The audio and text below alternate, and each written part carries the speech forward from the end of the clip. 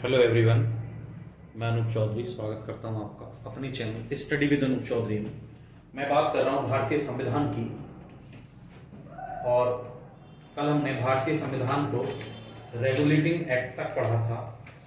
Regulating act 1773 तक, और आज हम चलेंगे 1773 से आगे। आशा करता हूं आप सभी की समझ में आ रहा होगा। 1773 के बाद मैंने भारत से पहले मैंने पढ़ाया था भारत ईस्ट इंडिया कंपनी की स्थापना भारत में कब हुई थी, ये भी मैंने पढ़ाया था आपको। तो 1600 ईस्वी में, मैं एक बार रिवाइज कर देता हूँ। 1600 ईस्वी में ईस्ट इंडिया कंपनी भारत आई थी, और 1773 का जो रेगुलेटिंग एक्ट था, जो 1773 का जो रेगुलेटिंग एक्ट था, उसकी प्रमुखता इसलिए भी बन जाती है कि 1773 के रेगुलेटिंग एक्ट से भारत में उच्चतम न्यायालय की स्थापना हुई थी 1774 में। ठीक, और 1774 में जब उच्चतम न्यायालय की स्थापना हुई थी कलकत्ता में, और उसमें बनाए गए थे 4 न्यायाधीश, जिसमें से एक मुख्य न्यायाधीश था। मैंने बताई भी थी मुख्य न्यायाधीश, और 3 अलग थे, 3 अन्य न्यायाधीश थे, जिनमें लेमेंस्टर, हाइड और चैम्बर्स थे, और जो मुख्य न्यायाधीश थे वो सर एलिजा इनके थे। चलिए आज हम चलते हैं act of settlement 1781। Act of settlement, act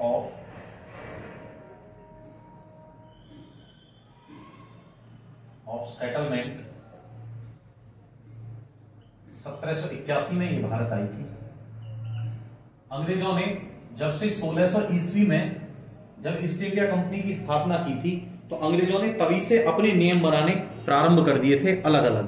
यानी कि वो नियम क्या थे, वो हम पर थोपे हुए कुछ नियम थे, कुछ कानून थे उनके, कि हम इस तरीके में देखिए। इस एक्ट का जो प्रावधान किया गया था वो प्रवर समिति थी, और इसके जो अध्यक्ष थे वो थे एडमंड बर्ग।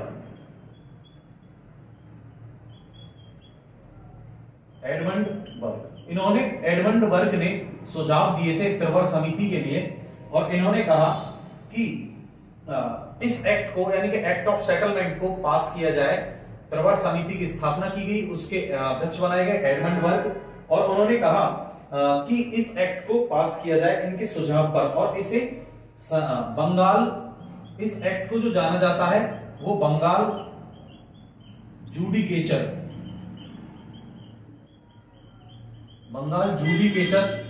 एक्ट 1781 के नाम से भी जाना जाता है। 81 के नाम से भी जाना जाता है इस एक्ट को। किसको? इसको एक्ट ऑफ सेटलमेंट 1781 को बंगाल जुडिकेचर एक्ट ऑफ 1781 भी कहा जाता है। देखिए इन्होंने क्या किया, इस एक्ट के तहत इन लोगों ने क्या कहा कि इसके एक्ट ऑफ सेटलमेंट 1781 के तहत इन्होंने कुछ नियम बना दिए। उस नियम में क्या था, देखिए, बंगाल, बिहार और उड़ीसा, यानी कि ये 3 राज्य थे, और सरकार कहां से चल रही थी? सरकार चल रही थी कलकत्ता से। तो इन्होंने कहा कि कलकत्ता की सरकार को बंगाल, बिहार और उड़ीसा के लिए भी कानून बनाने का जो अधिकार था वो प्रदान कर दिया गया। यानी कि क्या कहा गया कि अब कलकत्ता में बैठे हुए लोग इन 3 राज्यों के लिए भी कानून बना सकते हैं। यानी कि एक्ट ऑफ सेटलमेंट 1781 के तहत ये कहा गया कि बंगाल, बिहार और उड़ीसा के लिए कलकत्ता में बैठे हुए लोग जो है वो कानून बना सकते हैं। इन्होंने क्या कहा? इन्होंने कहा इससे पहले जो था गवर्नर जनरल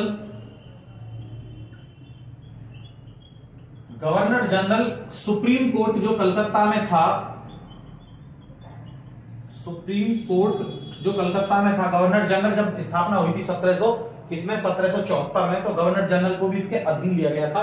किसके? सुप्रीम कोर्ट के। लेकिन जैसे ही ये एक्ट पारित किया गया, ये एक्ट पारित किया गया तो गवर्नर जनरल को सुप्रीम कोर्ट से अलग कर दिया गया, यानी कि ये कहा कि इसकी जो अधिकारिता है सुप्रीम कोर्ट की वो गवर्नर जनरल पर नहीं रहेगी।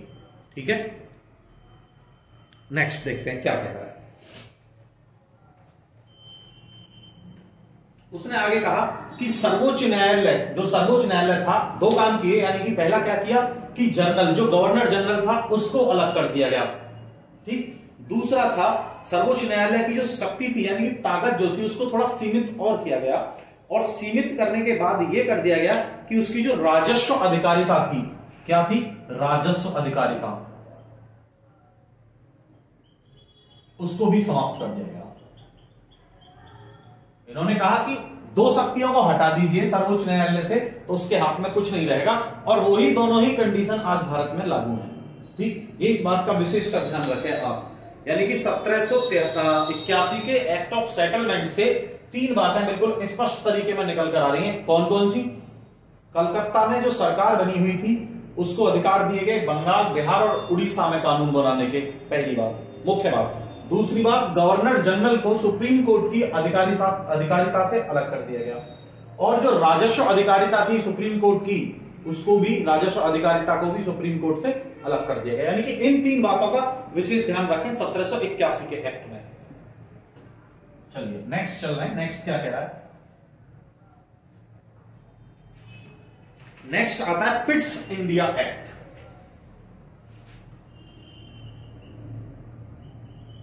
पिट्स इंडिया एक्ट, और ये जारी हुआ था 1784 में। मोस्ट इंपोर्टेंट क्वेश्चन है, छोटे जितने भी एग्जाम होते हैं उन सब में तो अधिकतर पूछा जाता है कि पिट्स इंडिया एक्ट कब लागू हुआ था।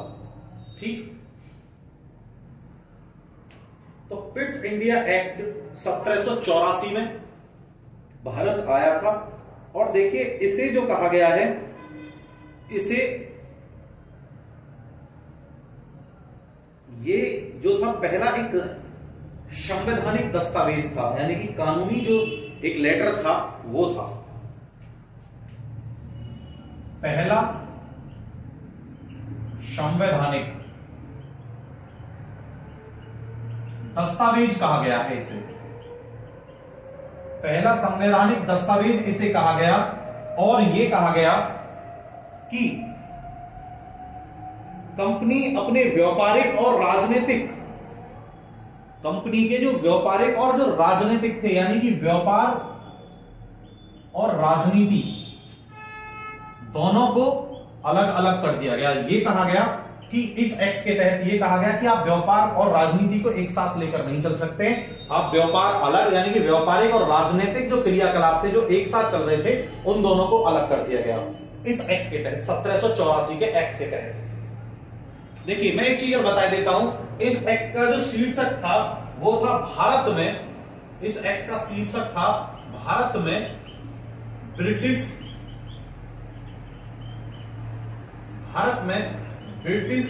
अधिकाराधीन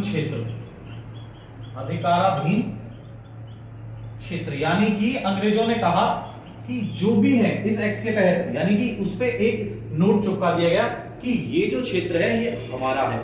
जैसे आज के दौर में चिपका दिया जाता है कि प्राइवेट एरिया, ठीक, बाहर के व्यक्ति यहां प्रवेश, बाहर के व्यक्तियों का प्रवेश यहां पर वर्जित है। उसी तरीके से इन्होंने इस एक्ट के तहत क्या कहा कि भारत में जो थे ब्रिटिश यानी कि अंग्रेजों के जो क्षेत्र थे उनको अलग कर दिया गया कि ये हमारा एरिया है, और व्यापार और राजनीति को अलग कर दिया गया। और ये पहला लिखित संवैधानिक दस्तावेज था 1784 का पिट्स इंडिया एक्ट। इसके तहत और क्या किया गया देखिए, इंग्लैंड में एक 6 सदस्यीय नियंत्रक मंडल की स्थापना की गई। इसी के तहत इंग्लैंड में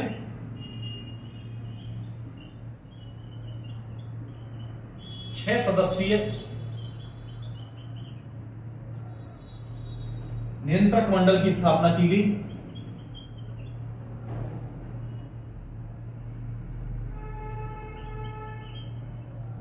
नियंत्रक मंडल की स्थापना, यह काम भी इसी एक्ट के तहत किया गया। इसके बाद इन्होंने एक काम और किया, इन्होंने कहा कि देखिए गवर्नर जो था, जो हमारा गवर्नर था, गवर्नर जनरल, पहले इससे पहले जो था 1781 वाला जो था, उसमें क्या किया, गवर्नर जनरल को सुप्रीम कोर्ट से अलग कर दिया गया, लेकिन इसमें एक अधिकार दिया गया था कि अगर केंद्रीय शासन का, जो आज भी है, केंद्रीय शासन का अनुपालन ना किया जाए, केंद्रीय शासन का अनुपालन ना करने पर गवर्नर जनरल को सरकार बर्खास्त करने का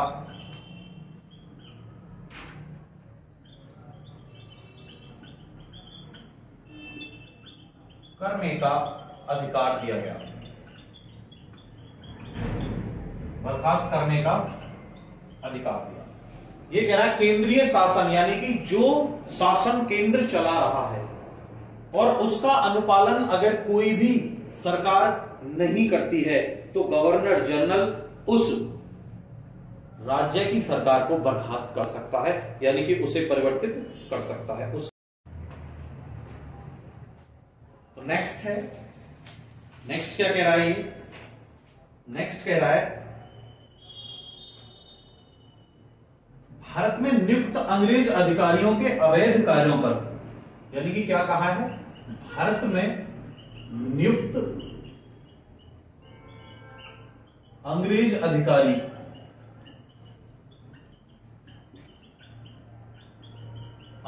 अधिकारियों के अवैध कार्य, यानी कि ऐसे कोई भी कार्य जो कानूनी तौर पर अवैध हो, ठीक, अवैध कार्यों पर मुकदमा चलाने हेतु, अवैध कार्यों पर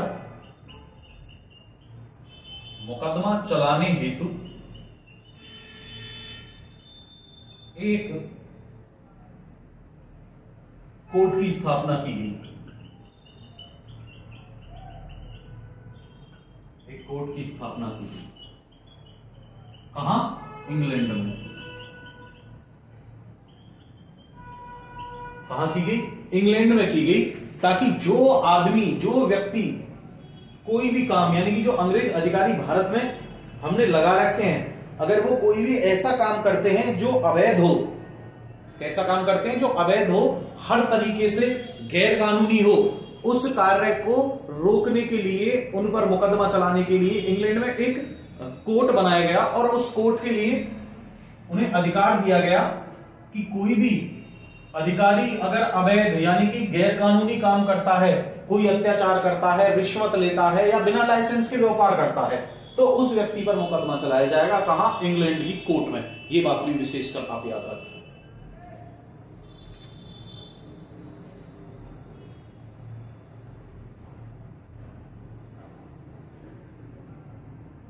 नेक्स्ट है, इसी में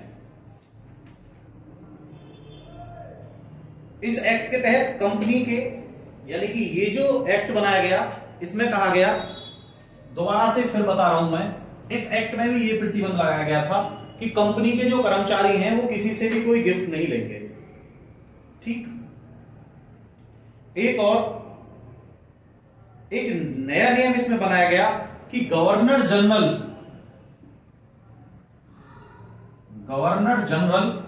अगर देसी राजाओं से, यानी कि जो हमारे यहां के राजा थे, देसी राजाओं से कोई भी युद्ध या संधि करेगा, कोई भी युद्ध या संधि करेगा, तो उसे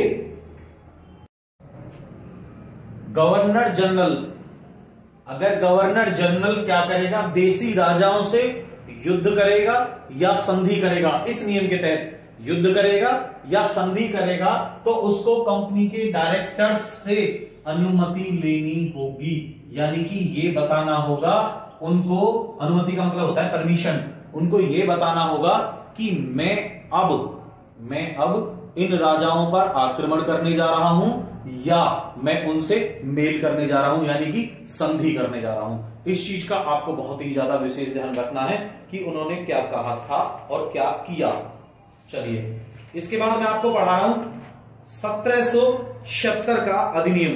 बहुत ही सिंपल है, बहुत ही सिंपल है और छोटा सा है, बहुत ही सिंपल है और छोटा सा है। चलिए 1786 का अधिनियम, 1786 का अधिनियम,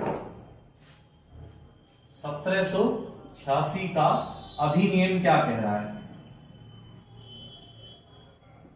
देख लीजिए। 1786 का अधिनियम कह रहा है कि गवर्नर जनरल को विशेष परिस्थितियों में परिषद के निर्णय को, यानी कि गवर्नर अधिकार दिया गया, गवर्नर जनरल को विशेष परिस्थिति में, किसमें, विशेष परिस्थिति में, किसके, कंपनी के, विशेष परिस्थिति में परिषद के निर्णय को निरस्त करने, विषम परिस्थिति में परिषद के निर्णय को निरस्त करने और अपने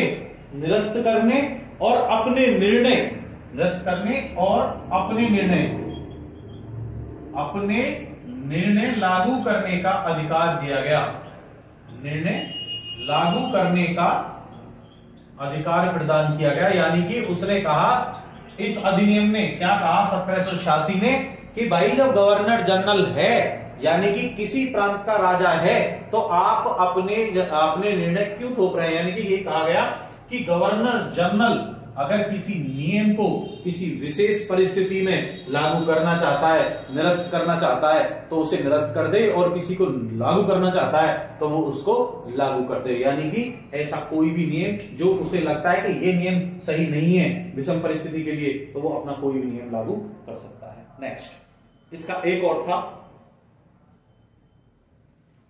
इसी अधिनियम के तहत गवर्नर जनरल को क्या कहा गया, गवर्नर जनरल को प्रधान सेनापति की शक्तियां दी गई। किसकी, प्रधान सेनापति, यानी कि सर्वोच्च जो जनरल होगा वो, किसकी, सेनापति की शक्तियां, प्रधान सेनापति की शक्तियां दी गई। और ये शक्तियां प्राप्त करने वाला सबसे पहला गवर्नर जनरल था लॉर्ड कॉर्नवालिस। कौन था, लॉर्ड कॉर्नवालिस, याद रखना नाम, लॉर्ड कॉर्नवालिस ऐसा पहला व्यक्ति था जिसको ये शक्तियां दी गई कि आप प्रधान सेनापति हैं। क्या है आप, प्रधान सेनापति हैं, यानी कि गवर्नर जनरल है तीनों सेनाओं के। अब 3 सेना, वायुसेना तो उस वक्त थी नहीं, तो लेकिन जो भी सेना थी उसके प्रधान सेनापति हैं, और आपकी शक्तियां सर्वोच्च रहेंगी। ठीक, ये था एक्ट ऑफ 1786 का अधिनियम। कल मैंने पढ़ाया था 1600 से लेकर 1773 तक, आज मैंने पढ़ाया है 1786 का, 1781, 1784, 1786। 3 एक्ट मैंने आज पढ़ा दिए हैं, बाकी मैं कल पढ़ाऊंगा।